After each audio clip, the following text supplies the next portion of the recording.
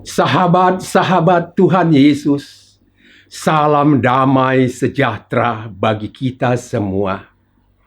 Hari ini kita kembali dalam penyegaran iman bahwa di dalam perkataan ada kekuatan. Tapi sebelum kita mendengarkan firman Tuhan, kita dengarkan pujian Yesusku Juru Selamatku. Nama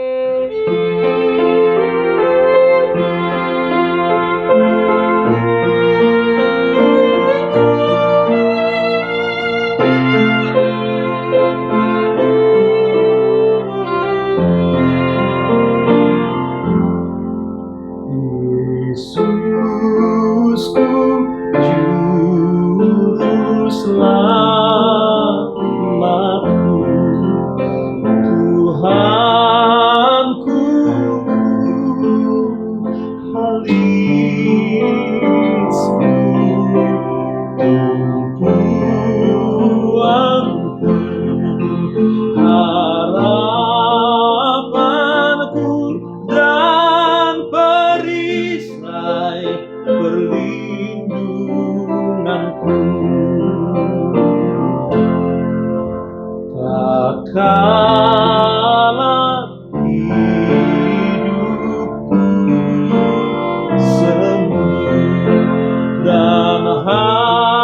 Yesus,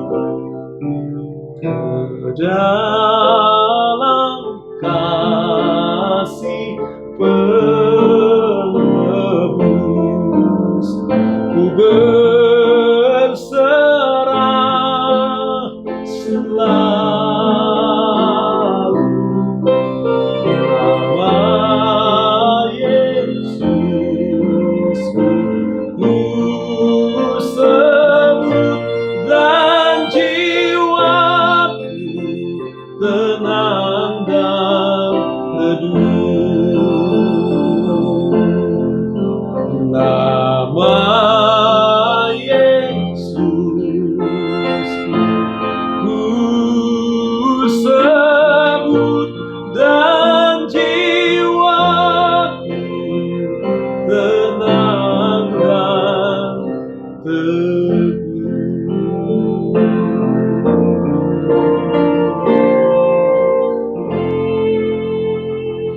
lagu dan pujian yang telah diangkat oleh rekan terkasih Bernard Banjarnahor dan diiringi oleh Yasinta dan Reva sebagai pelayan-pelayan Tuhan.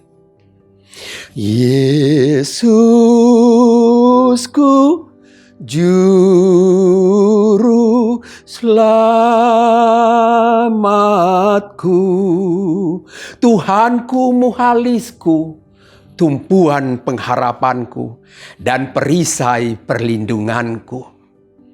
Lirik lagu ini adalah lirik yang berisi firman-firman dan kekuatan Tuhan ketika kita sendu dan gulana, ketika kita bermasalah, ketika kita merasa terancam, ketika kita habis akal. Katakan, Yesusku, Engkau perlindunganku. Katakan, nama di atas segala nama, di bawah kolong langit ini hanya ada nama yang memberikan kekuatan dan perlindungan, yaitu nama Yesus. Amin, saudaraku. Yes. Tetapi Bapak, Ibu, saudara-saudara yang terkasih di dalam nama Tuhan Yesus, sebelum kita masuk dalam firman, mari kita bersatu hati, kita berdoa. Allah yang penuh kasih, Allah yang menghapus salah dan dosa kami, Allah di dalam nama Yesus Kristus Tuhan, mampukan kami ya Bapa untuk menikmati Allah melalui kasih dan kuasa Tuhan. Allah yang mengurapi hamba berdiri di mimbar khotbah untuk menyampaikan kebenaran firman Tuhan. Allah yang juga mengurapi umat-Mu, sehingga umat-Mu mengerti siapa mereka dan siapa Tuhan yang berfirman melalui hamba, sehingga dalam perkataan kami diberikan kekuatan di dalam nama Yesus. Amin. Saudaraku, kita hidup di dunia ini, di dunia yang penuh dengan udara, sehingga kita boleh hidup dan bernafas. Dan udara-udara ini terdiri dari energi-energi, partikel-partikel positif, dan partikel-partikel negatif. Ketika kita memperkatakan hal-hal yang positif, kita akan berbuah hal-hal yang positif. Begitu juga ketika kita memperkatakan hal-hal yang negatif, kita juga akan menuai yang negatif. Dan dikatakan juga, sungai semua mengalir ke laut. Tetapi, mengapa laut tidak penuh-penuh? Mengapa laut tidak penuh? Tidak berhenti aliran sungai mengalir ke laut. Itu juga mari kita tanya kepada guru fisika. 2 Korintus 4 ayat 13. 2 tambah 4 tambah 13. Hasilnya berapa? Mari kita bertanya kepada guru matematika. Kita mengenal Rasul Paulus melalui firman-Nya dalam 2 Korintus 4 ayat 13. Rasul Paulus dulu bernama Saulus, adalah seorang Yudaisme yang berpegang teguh kepada Taurat-Taurat itu, yang tidak percaya bahwa Yesus adalah Tuhan Mesias yang dinubuatkan. Dia mengejar-mengejar, dia mengancam dan membunuh murid-murid Yesus. Tetapi ketika Saulus akan pergi untuk melakukan penekanan, ancaman kepada pengikut-pengikut Yesus.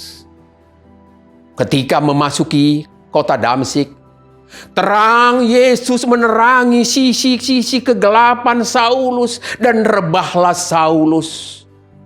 Dan Yesus bersuara dari kekuatannya,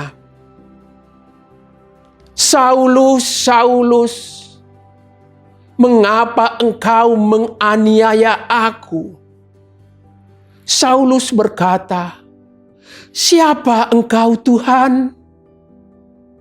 "Akulah Yesus yang engkau aniaya itu."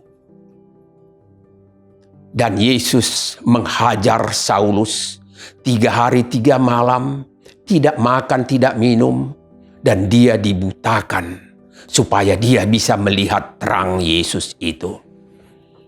Dan dalam proses demi proses, Saulus diurapi oleh Ananias dan berubahlah nama Saulus menjadi Paulus.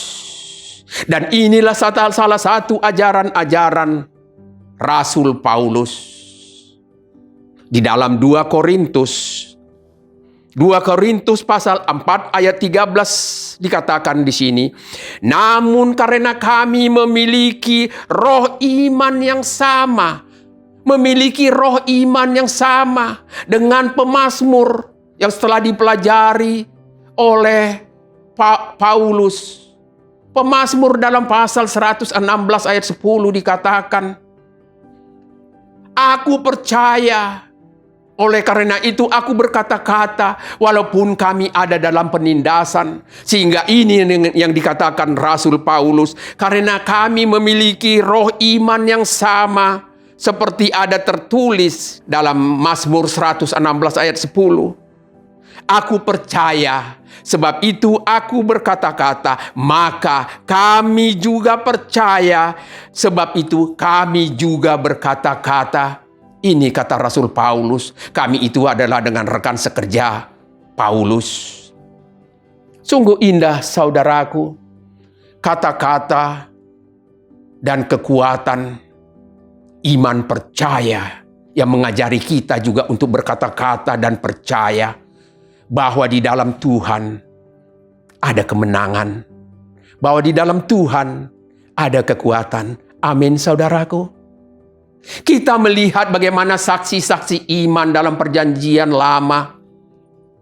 Ketika Yosua diperintahkan Tuhan untuk masuk ke Yeriko yang dikelilingi oleh tembok yang sangat kuat dan tinggi.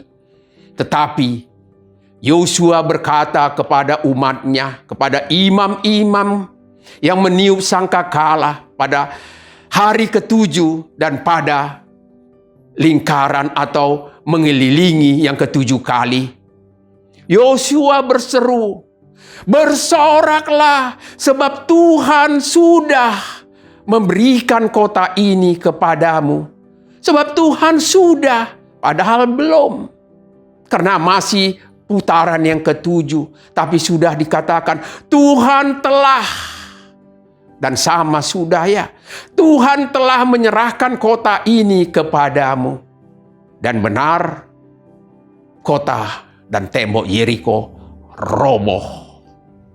Ini saksi-saksi iman. Dan saksi iman yang kedua, ketika Daud berperang, menantang, mengalahkan si Goliat yang besar, Goliat orang Filistin, sebagai panglima tentara Filistin. Daud berkata, "Hai Goliat, engkau mendatangi aku dengan pedang, tombak dan lembing. Tetapi aku," kata Daud, "mendatangi engkau dengan nama Tuhan semesta alam, Allah segala barisan Israel yang kau tantang itu." Juga kita mau memperdalam iman kita bahwa perkataan itu mempunyai suatu kekuatan. Yesus juga sebagai manusia kedagingan ketika sahabatnya Lazarus sudah meninggal 4 hari, saudaraku. Dan Yesus berjalan dengan iman percaya kepada Bapanya. Yesus berdoa dan berkata kepada Bapanya, "Ya Bapa, aku bersyukur bahwa Engkau telah mendengar doaku." Perhatikan bahwa Engkau telah mendengar doaku. Itu perkataan Yesus. Kita belajar dari iman perkataan itu. Lazarus belum dibangkitkan, tapi Yesus sudah mengatakan telah mendengar doaku. Ini juga perlu kita perhatikan, saudaraku. Dari sini saya belajar juga untuk doa makan saya, doa makan ketika saya diminta.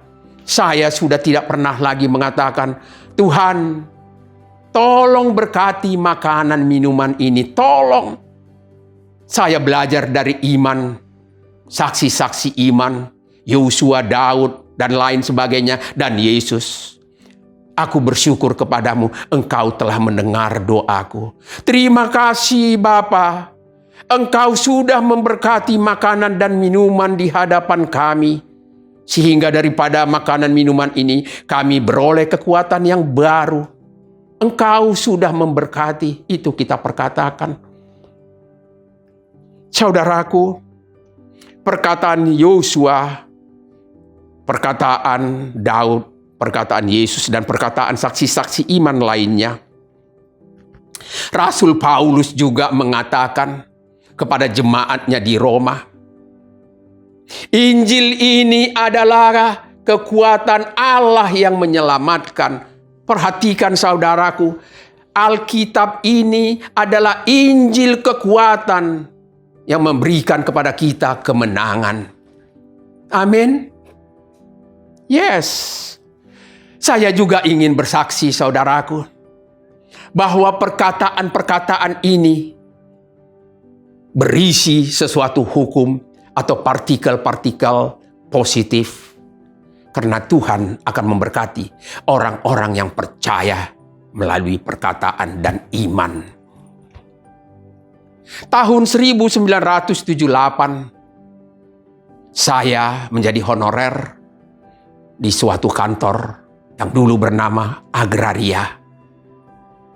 Kami dikeluarkan oleh peraturan gubernur karena anggaran yang sudah menipis, sehingga ada 20 honorer yang dikeluarkan. Teman-teman pada gusar, saya katakan kepada teman-teman, apakah kita hanya hidup dan makan di kantor Agraria ini? Saya punya SIM, saya bisa jadi supir taksi. Saat itu yang ada taksi, presiden taksi. Saya katakan, jadi saya supir taksi. Dengan pengharapan dan iman, saya akan memiliki taksi sendiri. Dari 1 menjadi 2, 4, 8, 16, 32. Deret ukur, saudaraku. Percaya kepada Tuhan. Jangan deret hitung, tapi deret ukur yang berganda. Tetapi bukan jadi supir taksi saya, tapi Tuhan bukakan lahan bagi saya.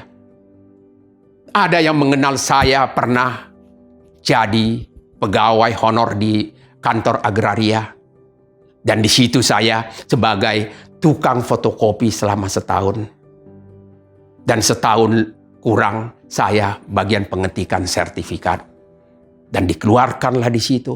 Dan ada yang mengenal saya, dia berkata kepada saya, Pak Albert, bisa mengurus tanah saya seluas 50 meter. Apa saja surat-surat yang harus saya lengkapi?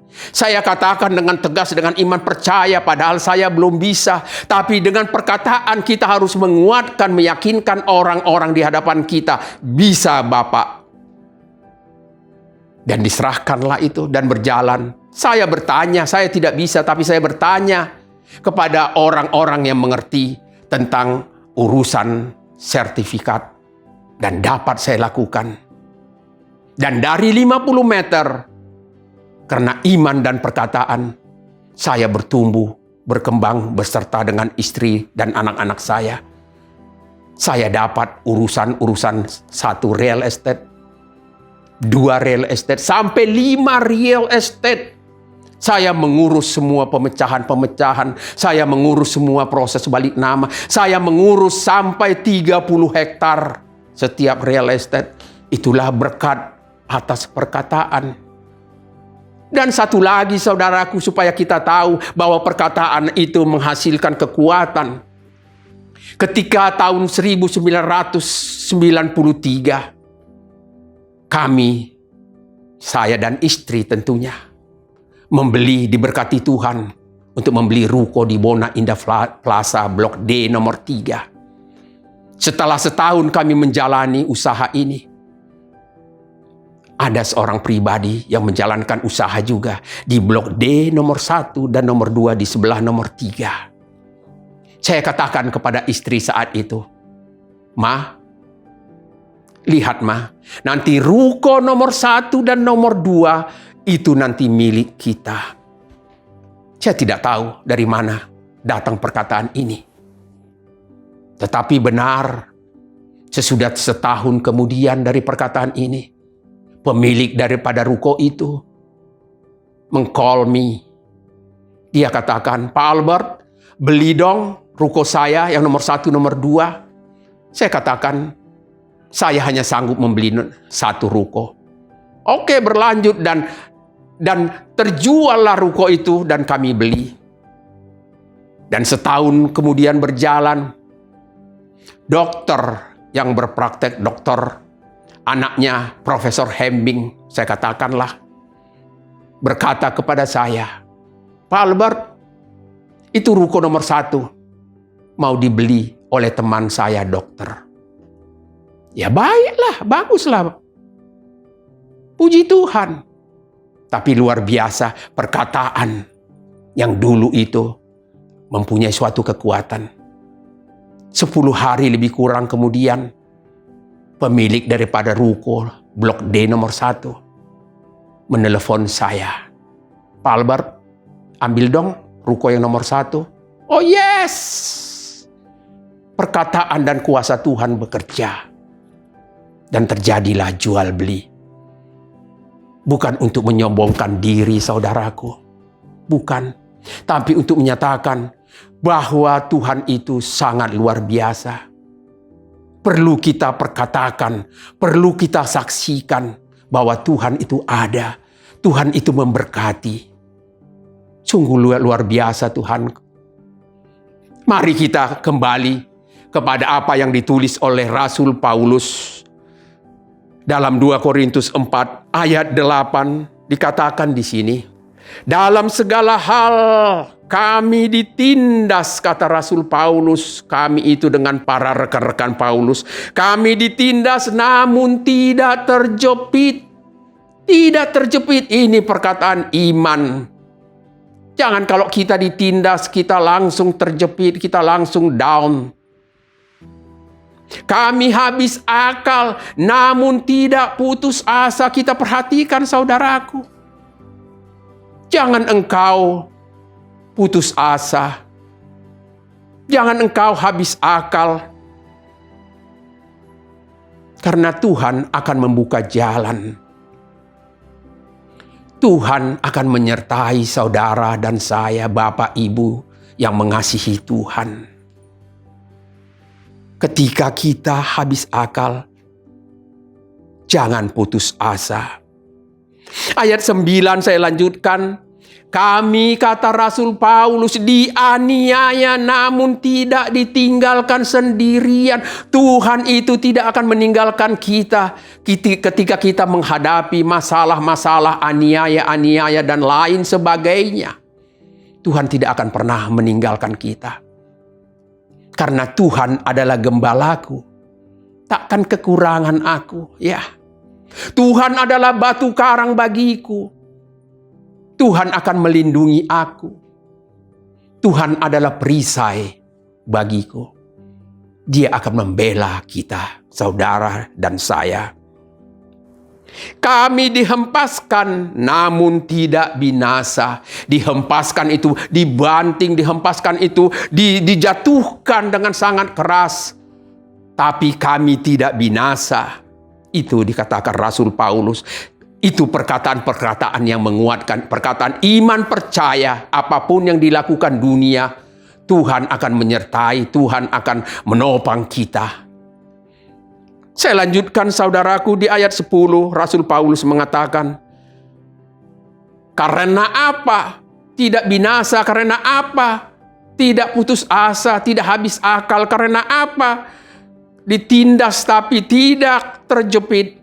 Karena kata Rasul Paulus di ayat 10, kami senantiasa membawa kematian Yesus di dalam tubuh kami. Perhatikan, kematian Yesus yang bangkit dari kematian, bahkan telah mengalahkan maut. Ini perkataan-perkataan yang harus kita tanam, yang memberikan kekuatan kepada kita.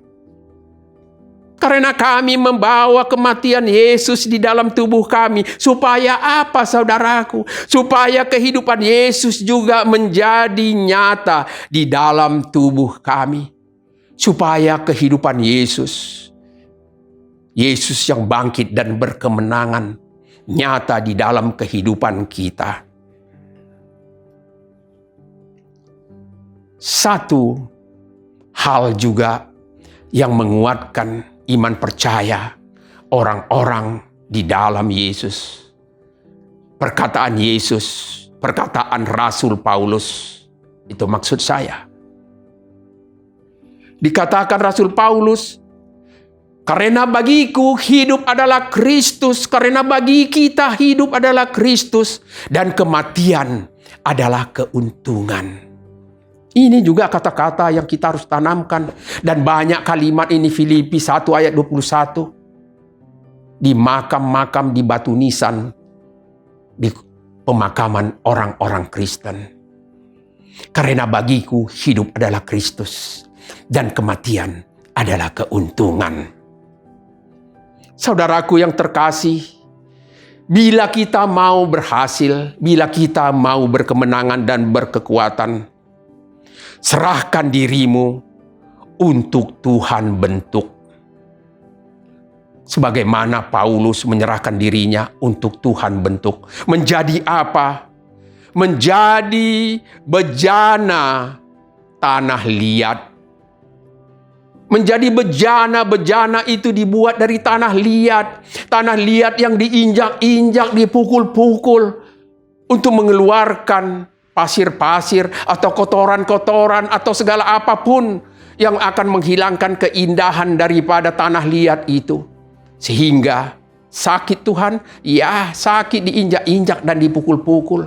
Karena Tuhan mau membentuk saudara dan saya menjadi bejana. Bejana untuk siap Tuhan isi dengan air kehidupan, yaitu firman Tuhan. Amin. Ya, percaya.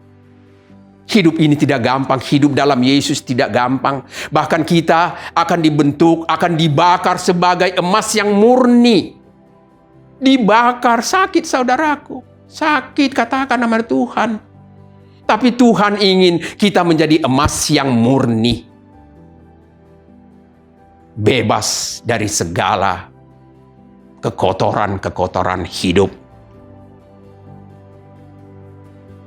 Jadi kekuatan yang berlimpah-limpah itu berasal dan datang dari Tuhan.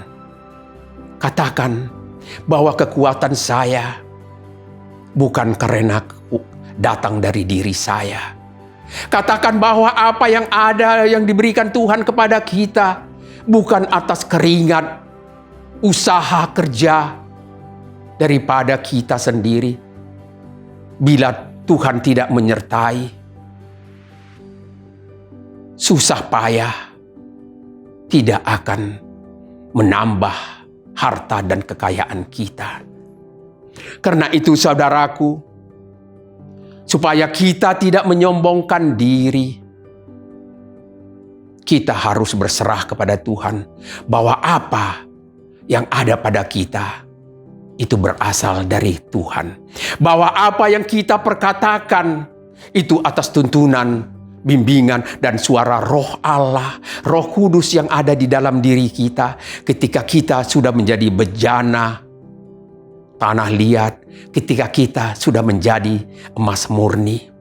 segala kekotoran-kekotoran dan kenajisan, kita sudah mulai menjauhkan, mengeluarkan itu semua.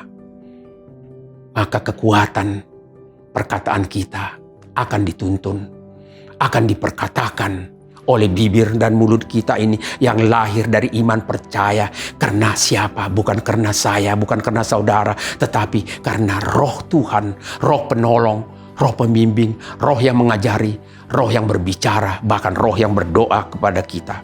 Oleh sebab itu, saudaraku, percayalah kepada Tuhan dan jangan bersandar kepada pengertianmu sendiri.